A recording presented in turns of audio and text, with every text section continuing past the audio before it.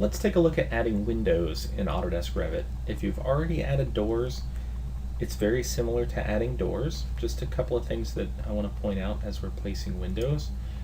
First of all, I'm going to use the window tool now instead of the door tool. And just like doors, I have lots of different families, lots of different sizes that I can bring in. And I'm going to start with a double hung with trim 36 inch by 72 inch. A couple things I want to point out about this window that's not really applicable to doors is you have a head height and a sill height. So the head height is going to be the top of the window and the sill height is going to be the bottom of the window. Now if I have a 72 inch or 6 foot tall window, then it stands to reason that the sill height plus the size of the window is going to equal the top of the window. But those are values that you can change to move them up and down if necessary. So now I can come in and place some windows, and I'm going to place a couple of them here and then take a look at some differences between them. So if you look closely at these windows, they don't look quite right. They're alternating as far as the direction that they're pointing. Let's go look at it in 3D and see what it looks like. So I rotate this house around. So you can see that, again, I got some differences here. So which one's right? Let's look at the floor plan. Just like with walls, when I select a window, the flip arrow should be to the exterior side. So these windows need to be flipped.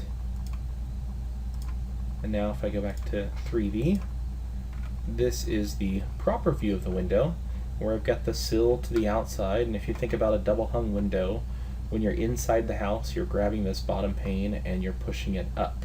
So the lower pane is to the inside. So that is the correct way to place a double hung window. Again, in general, you want that flip arrow to be on the outside. On doors, it doesn't matter as much because doors can really open either way into or out of a room. So that rule isn't really applicable to doors. But definitely on windows, we always want that flip arrow to be to the outside. Another thing that I want to point out is when placing these windows, you have specific dimensions in your textbook. And just like when we did the walls, I would recommend that you place permanent dimensions instead of just using temporary dimensions. And once more, I can do that by just using the Align Dimension tool up on the top Quick Access toolbar. And then I can place some dimensions here. Now, I get a lot of incorrect assignments that look like this. Notice that it picks up the center of each of these windows. But remember, just like with walls, anytime we're referencing an exterior wall, we need to be dimensioning to the exterior surface.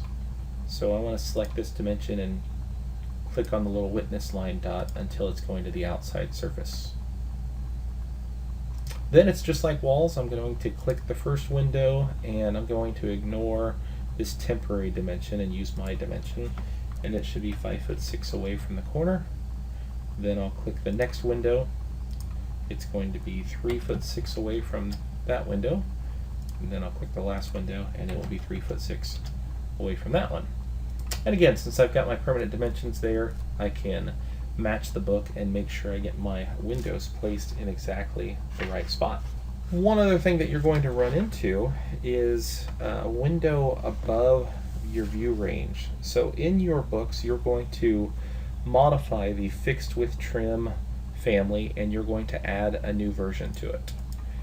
And so when I go to my window tool, I'm going to have a fixed with trim 36 inch by 20 inch after you've modified it. So I've already created that style here.